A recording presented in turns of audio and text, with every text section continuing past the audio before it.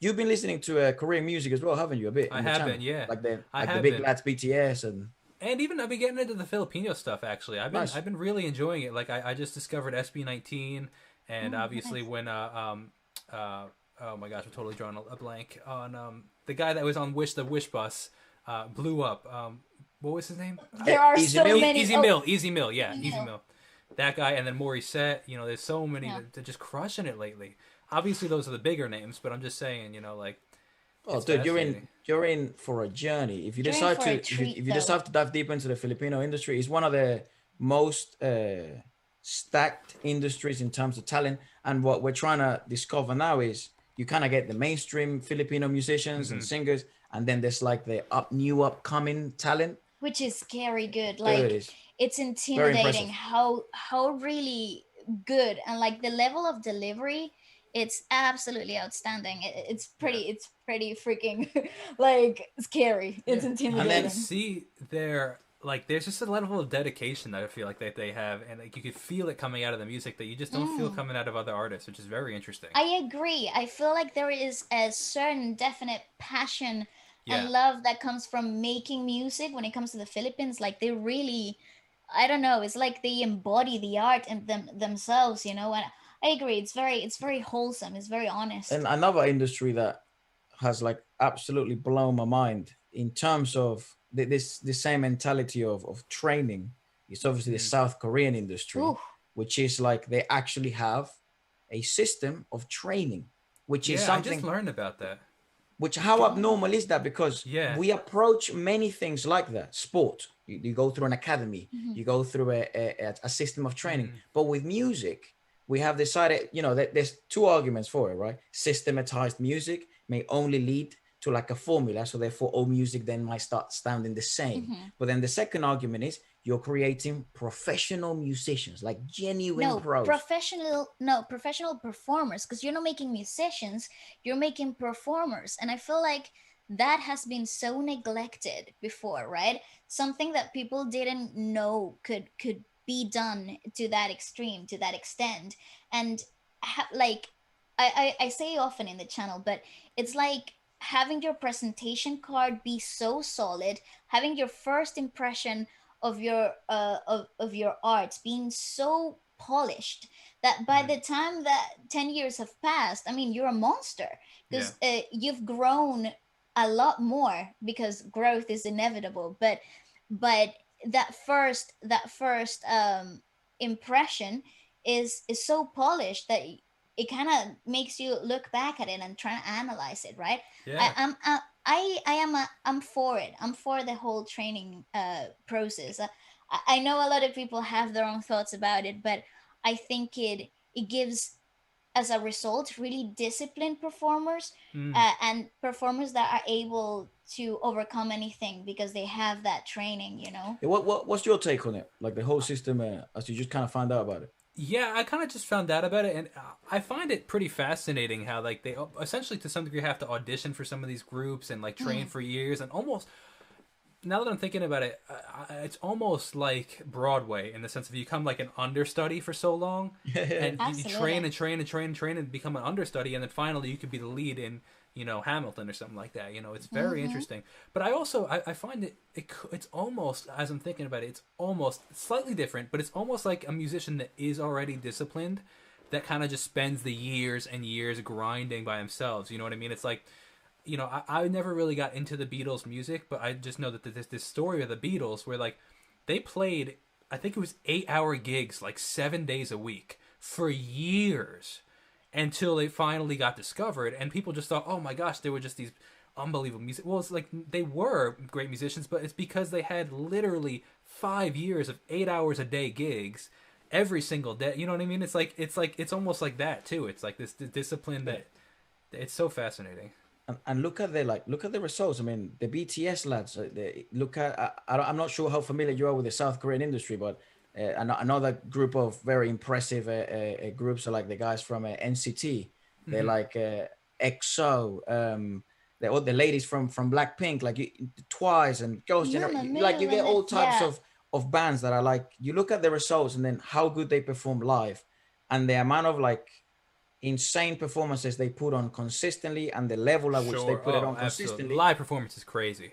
it's Ooh. like, Absolutely. hold on a second, you're doing it differently than we do it here in the Mm-hmm. West. Mm-hmm. Where is that coming from? Because I feel like, dude, these guys are dangerous. Because it's Mm. Mm-hmm. like there is no competition. Like you look Mm-hmm. at a Korean pop live performance at the moment, and then you compare it to the most popular Western genre at the moment, which is Oh, most likely sure. rap, right? Sure. That's Oh my probably the gosh. most. Performance wise, It's the nowhere glow. near the same level. Absolutely. Oh, it's yeah. That's not even a question. Exactly. Absolutely. So then I look at the factors. You look at the variables. It's okay. Well, let's point out the biggest boy band at the moment, probably the biggest boy band ever, and also they have, I feel, the best band in the world right now, the Ghost Band, which is BTS's band. We actually had the chance to speak to BTS's drummer, Wow. Can. Cool. Can, yeah. Dude, you kind of start. I started understanding is like why these guys live performance they really let go and are free. It's because the backbone, the Ghost Band, the band of BTS, is just it provides such a like platform and It does. baseline for them to shine. It's like a good trampoline. It's like Sure. is like it shoots them up really high, but it's always there to catch them. So that dynamic that their band on stage and their performing has, it's is just undeniably fantastic. Something worth, like I say, worth studying, because that's how you want to. I mean, as a creator, as people that make music all around the world, these are the type of performances that you want to go back to and rewatch and watch again Mm. and rewind and find Take details, notes. because Yeah, yeah, yeah. absolutely, because that's where the Mm. magic lies, in all those tiny little details that the first time you didn't know that were there, you know? I'd be curious in your perspective. So obviously we're not, in South Korea. So and we're not South Korean musicians. So as Western musicians, how can I'd be curious in your perspective on how we can take what we've learned from them, what we're seeing they're doing, and put it into our own, performances or you know what I mean? Like how we can, because obviously we don't have the. I mean, they even call them CEOs over there. Like it's a different Mm. structure of music industry, and Yeah, we don't have It that is. here. So like, I'm curious, like how can we almost like replicate that in a good way, like not obviously copying, stealing it from them. It's like, well, obviously we would love to see the success that they have. You know what I mean? It's like, how do we learn from that? Without it's the a good same structure that they have. it's a good question, and it's kind of like a running meme on the channel, because I always Okay. say when we watch like every video, it's like, dude, there's lessons to be learned from here. That's it. Yeah, And yeah, people yeah. always send me messages. It's like ever again learning lessons because of it could be BTS, it could be Mamamoo, and it's like I find they do many things correctly, and actually they do many things better at the moment than in the Western music. For example, I find one of the things they do best at is fan band connection. Interaction, yeah. Oh, couldn't agree more. Like Absolutely. there's a reason why each fandom of each band is so they really admire these guys. Not, but it's like there's so many variables involved, right? Because I think you can't build that type of connection if you don't know that these guys have gone through struggle, training, blood, sweat, and tears. And this is something that people like Simon Cowell figured out really fast here in the UK. That's why singing shows and singing contests exist. Yeah. If you see someone grow and evolve, you feel Mm-hmm. like they're your family. No, you feel like you're part of that journey, like you're Well, invested emotionally to that journey. I couldn't agree more, and that's interesting because I'm curious on that. Like, do you feel like even the people that have been on let's say my channel from the earlier stages, you feel like you're part of something growing. I couldn't agree more. Mm. That's so. So I'm sorry I interrupted you, but continue. Yeah. nah, no worries, brother. So let's use for example, BTS as an example. Kind of the journey of them has been really well documented since the beginning. Sure. Mm. So maybe it was only a couple of fans at the beginning, but these couple of fans don't just represent two people. They represent two people basically for a lifetime. That's right. So then, Yeah. if two more people come along, because essentially what you want to try and do is sell tickets. You want to try and get your people to come to your show so they Sure. can get the actual you. Because through a camera is completely different, through a studio is completely different. But you want them to come and meet you. You want them to come and hear your music live. So the only way you get to for someone to make such an investment, both emotionally, physically, and monetary, Yeah. is for them to genuinely feel like, God, They're that's J investing. Hope. Exactly, they're investing in your journey. Like this kid, an underground dancer, and they were about to disband, and we saw them how he's evolved even vocally, and he's rapping and he's writing. Dude, when I get a chance to see him live, I'm going. Yeah.